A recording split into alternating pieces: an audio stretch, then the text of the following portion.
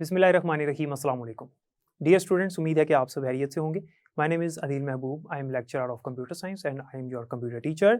आज की इस वीडियो में हम पढ़ने जा रहे हैं अनगाइडेड मीडिया और उसकी टाइप्स, जिसमें माइक्रोवेव, सैटेलाइट और मोबाइल कम्युनिकेशन पढ़ेंगे स्पेसिफिकली। और उसके बाद फिर हम मॉडेम, उसका ट्रांसमिशन रेट, उसकी स्पीड और मॉडेम की टाइप्स भी पढ़ेंगे, जो कि मोस्ट इंपॉर्टेंट है। ये दोनों लॉन्ग क्वेश्चंस हैं बोर्ड के पॉइंट ऑफ व्यू से, तो ध्यान से समझिएगा। तो चलते हैं लेक्चर की तरफ।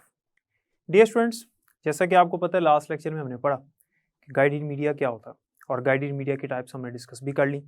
और अब हम पढ़ने जा रहे हैं अनगाइडेड मीडिया, और आज के ही लेक्चर में हम मॉडेम्स और उसकी टाइप्स भी डिस्कस करेंगे और ये चैप्टर कंप्लीट करेंगे।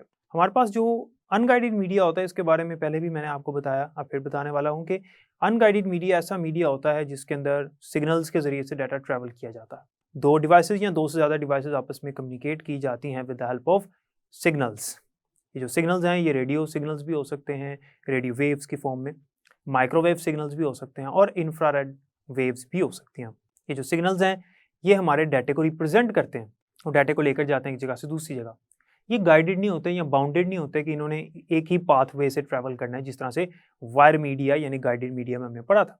गाइडेड मीडिया में हमने पढ़ा था कि डाटा जो है वो एक ही वे से ट्रैवल करेगा और वो वे है उसका वायर। वायर जहाँ जहाँ से गुजर रही है वहाँ से वो डाटा गुजरेगा, लेकिन इसमें ऐसा नहीं। इसमें डाटा जो है वो सिग्नल्स की सूरत में ट्रैवल करता है और इसका पाथवे डिसाइडेड नहीं होता। अनगाइडेड मीडिया की हमारे पास तीन टाइप्स हैं, तीन इकसाम हैं, जिनमें सबसे पहले हमारे पास आता है माइक्रोवेव, नंबर 2 पे satellite communication and number 3 is mobile communication. Microwave एक ऐसी ट्रांसमिशन है जिसके अंदर हमारे पास यूज किए जाते हैं टावर्स, और टावर्स के ऊपर लगे होते हैं एंटीनास। हमारी जो कम्युनिकेशन है वो एंटीना टू एंटीना ट्रैवल करती है। एक माइक्रोवेव स्टेशन से दूसरे माइक्रोवेव स्टेशन तक डाटा ट्रैवल करता है। इसकी एग्जांपल मैं आपको देता हूं। फर्ज करें एक शख्स है जिसने मैसेज को सेंड करना है, सेंडर है, और दूसरा है रिसीवर। जब सेंडर मैसेज को सेंड करेगा और मैसेज जो है वो सेंड हो रहा है माइक्रोवेव सिग्नल्स की शक्ल में, तो ये जो माइक्रोवेव सिग्नल्स होते हैं ना, इनकी एक कैपेसिटी होती है, एक लिमिट होती है कि इतने मील तक ये जा सकते हैं, उसके बाद ये ज़ाया हो जाते हैं, वीक हो जाते हैं। पहले वीक होते हैं, उसके बाद ख़त्म हो जाते हैं। इनके वीक होने से पहले पहले अगर इनको कोई एंटीना मिल जाए, अगर इनको कोई बूस्टर मिल जाए, एंटीना को बूस्टर भी कहते हैं, तो बड़े बड़े टावर्स के ऊपर ये बूस्टर या एंटीनास लगाए होते हैं। ये एंटीनास इनको दोबारा से बूस्ट अप कर देते हैं और नेक्स्ट माइक्रोवेव स्टेशन तक पहुंचा देते हैं। माइक्रोवेव स्टेशन किसे कहते हैं? आप लोगों ने अपने इर्द गिर्द ज़मीन पे बहुत सारी जगहों पर टावर्स बड़े बड़े लगे देखे होंगे, जो रेड कलर्स के होते हैं, और उनके ऊपर एक रेड लाइट भी होती है। उनके ऊपर एंटीनास लगे होते हैं जो कि सिग्नल्स को रिसीव करते हैं और फिर आगे ट्रांसमिट करते हैं। इनको ट्रांसमीटर्स या रिपीटर्स भी कहते हैं, कि सिग्नल्स को रिपीट कर देते हैं। अब ये सिग्नल्स को दोबारा से बूस्ट अप कर देते हैं कि वो मज़ीद आगे ट्रैवल हो सके। फिर आगे नेक्स्ट माइक्रोवेव स्टेशन, फिर उससे नेक्स्ट माइक्रोवेव स्टेशन, करते करते ये डाटा हमारा पहुंच जाता है किस तक? रिसीवर कंप्यूटर तक।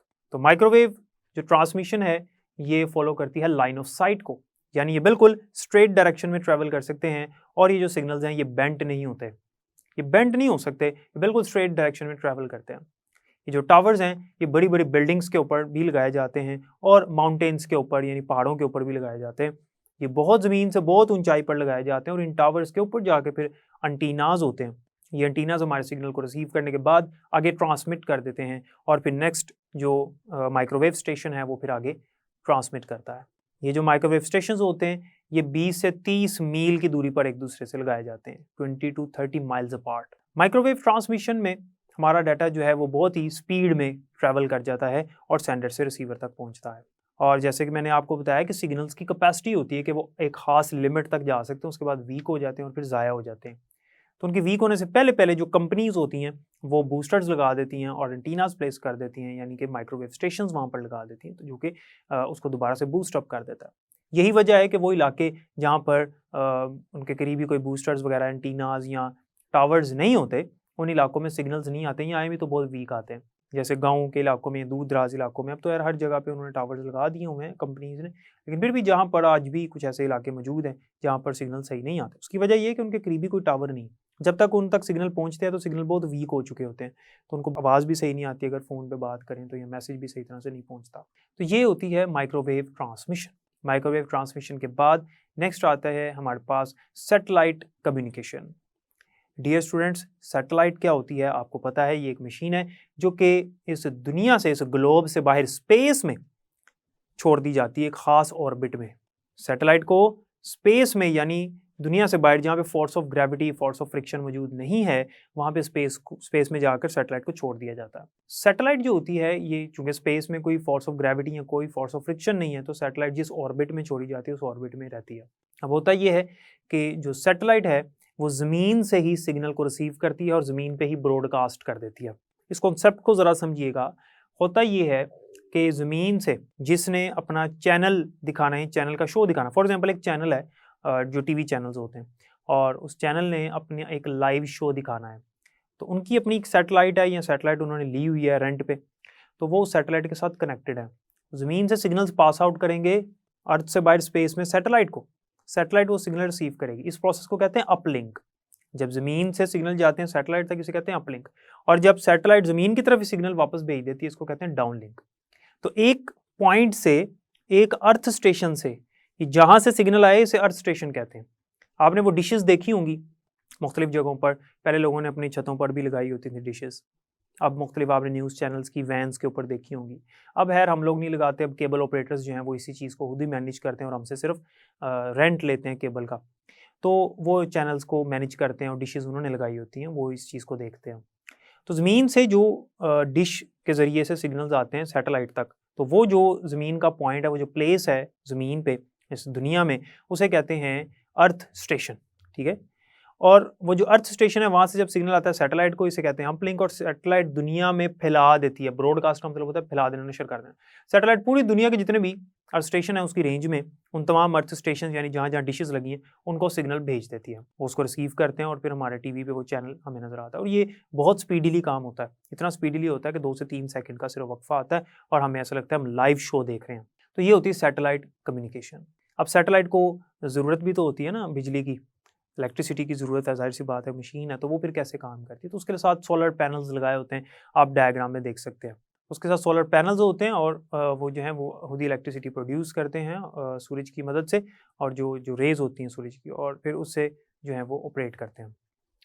सैटेलाइट जो है वो असल में जब ज़मीन से सिग्नल रिसीव करती है तो ज़मीन की तरफ ही वापस नहीं फेंकती। अब होता ये है कि सैटेलाइट जो है उसका रुख उन्होंने मून की तरफ, चाँद की तरफ किया हुआ। तो जब ज़मीन से सिग्नल सैटेलाइट रिसीव करती है तो उन्हीं सिग्नल्स को मून की तरफ ट्रांसफ़र कर देती है, और चाँद से टकराने के बाद सिग्नल जो है वो बाउंस बैक होते हैं अर्थ की तरफ और ज़्यादा स्पीड में होते हैं। चाँद की ये सलाहियत है।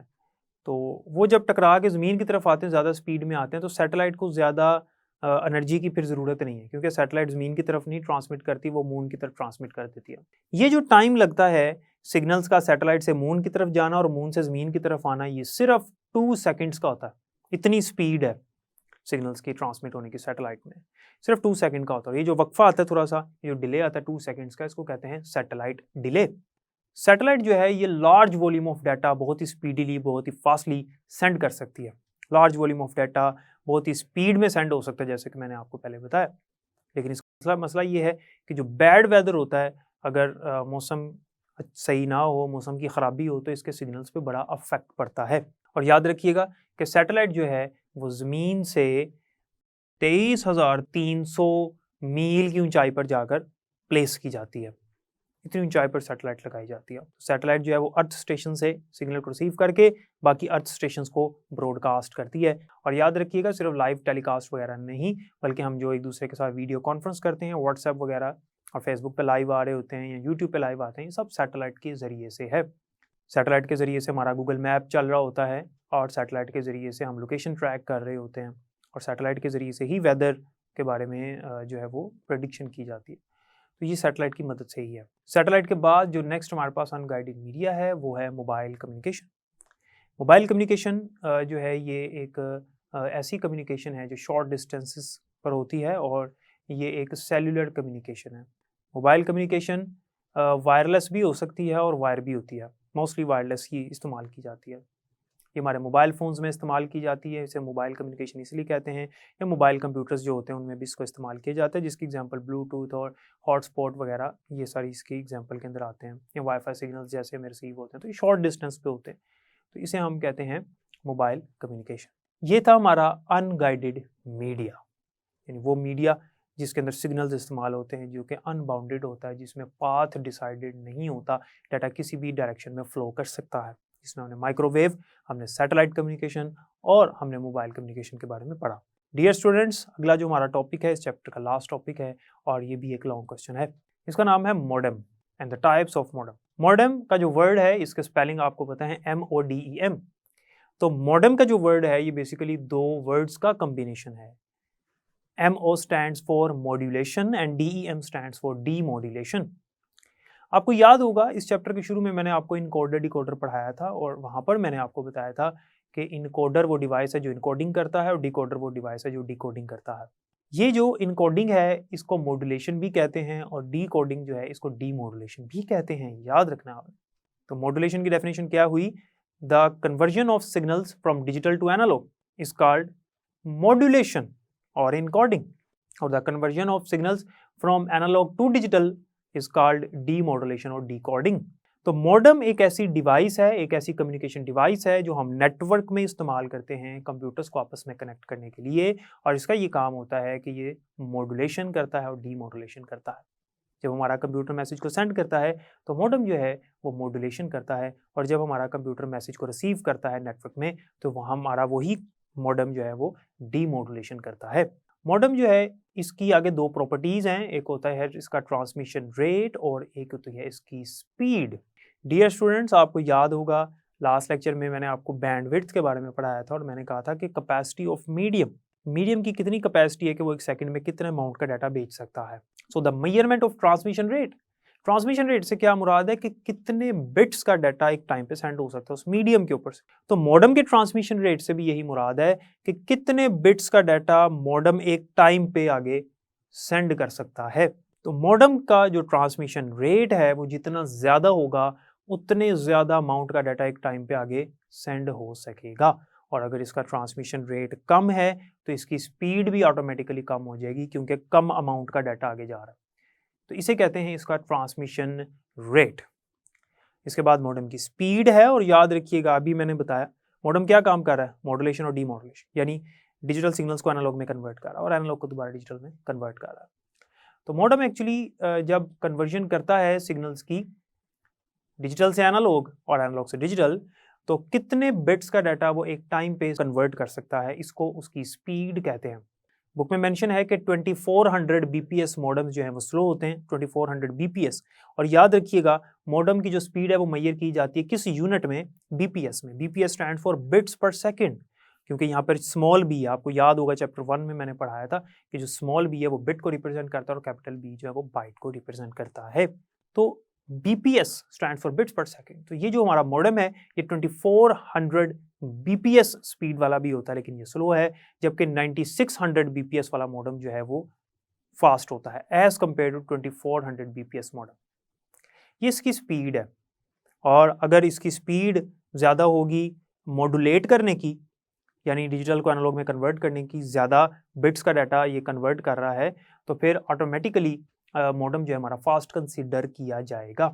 तो मॉडेम की ये दो प्रॉपर्टीज़ अगर हम देखें, इसका ट्रांसमिशन रेट और इसकी स्पीड, अगर ये दोनों फास्ट हैं तो हम कहेंगे मॉडेम हमारा फास्ट है और मॉडेम हमारा एफिशिएंट है। लेकिन अगर ये दोनों स्लो हैं, दोनों कम हैं, तो हम कहेंगे कि ये लेस एफिशिएंट है। अब आते हैं मॉडेम की टाइप्स के ऊपर। मॉडेम की हमारे पास 3 टाइप्स होती हैं। Number 1 is external modem, number 2 is internal modem and number 3 is wireless modem. तो सबसे पहले हम इंटरनल मॉडेम की बात करते हैं। ऐसा मॉडेम जो कि कंप्यूटर सिस्टम के अंदर लगा होता है और एक्सपेंशन स्लॉट के साथ लगा होता है, जिस तरह से हमारा वीडियो कार्ड लगा होता है, जिस तरह हमारा ग्राफिक कार्ड लगा होता है, जिस तरह हमारी रैम लगी होती है, जिस तरह हमारा NIC कार्ड लगा होता है कंप्यूटर के अंदर एक्सपेंशन स्लॉट के अंदर। तो इंटरनल मॉडेम जो है वो कंप्यूटर सिस्टम के अंदर लगा होता है। ये एक सर्किट बोर्ड होता है। It is just like a circuit board which is inserted into expansion slot inside the computer system on the motherboard। तो मदरबोर्ड के ऊपर जो एक्सपेंशन स्लॉट है उसके साथ फिक्स हो जाता है और इसको निकाल के दूसरे कंप्यूटर में लगाना इतना आसान नहीं होता, डिफिकल्ट होता है। ये जो मॉडेम है ये पुराने मॉडेम्स थे, अब खैर इतने ज़्यादा इस्तेमाल नहीं होते। और दूसरे नंबर पर हमारे पास आता है एक्सटर्नल मॉडेम। एक्सटर्नल मॉडेम जो है ये हमारे कंप्यूटर्स के साथ अटैच होता है एक्सटर्नली, यानी बाहर लगा होता है, कंप्यूटर के अंदर नहीं होता, लेकिन ये कंप्यूटर के साथ अटैच होता है थ्रू वायर। इसके साथ एक वायर होती है जो कंप्यूटर के साथ लगी होती है और फिर ये काम कर रहा होता है। ये एक्सटर्नल मॉडेम होता है जो कि कंप्यूटर के बाहर मौजूद होता है। इसके साथ कोई एंटीना वगैरह नहीं होता। कुछ मॉडेम्स आपने देखे होंगे जिनके साथ एंटीनास वगैरह होते हैं, इसके साथ नहीं होता क्योंकि ये थ्रू वायर कनेक्टेड होता है कंप्यूटर के साथ और एक्सटर्नली मौजूद होता है, कंप्यूटर से बाहर पड़ा होता है। पोर्ट के साथ इसको कनेक्ट किया जाता है कंप्यूटर के साथ। और नंबर 3 पे और लास्ट जो मॉडेम की टाइप है वो है वायरलेस मॉडेम। वायरलेस नाम से आपको पता चल रहा है कि ये वो मॉडेम है जो होता तो कंप्यूटर के बाहर है लेकिन वायरलेसली कंप्यूटर के साथ अटैच होता है। ये मोस्टली सेलुलर टेक्नोलॉजीज में इस्तेमाल किया जाता है, मोबाइल फ़ोन कम्युनिकेशंस में, वाईफाई में इस्तेमाल किया जाता है और इसके साथ एंटीना भी लगा होता है। इनके साथ एंटीना होता है और ये कंप्यूटर के साथ कनेक्टेड होते हैं वायरलेसली। इनके साथ वायर नहीं लगी होती। इनके अंदर स्मॉल लाइट वेट बैटरीज भी होती हैं जो कि इनको चार्ज भी रखती हैं। ऐसे मॉडेम वायरलेस मॉडेम्स कहलाते हैं और इनको फ्रीक्वेंसी रेडियो मॉडेम्स भी कहा जाता है। उम्मीद है कि मॉडेम और उसकी टाइप्स की आपको समझ आ गई होगी। बाकी इंशाल्लाह हम नेक्स्ट लेक्चर में पढ़ेंगे। डियर स्टूडेंट्स, जैसा कि आपने देखा कि हमारे पास माइक्रोवेव सिग्नल्स जो हैं वो किस तरह से काम करते हैं। सैटेलाइट के बारे में बहुत सी इंटरेस्टिंग चीज़ें आपको पता चल गई और मोबाइल कम्युनिकेशन भी हमने पढ़ा।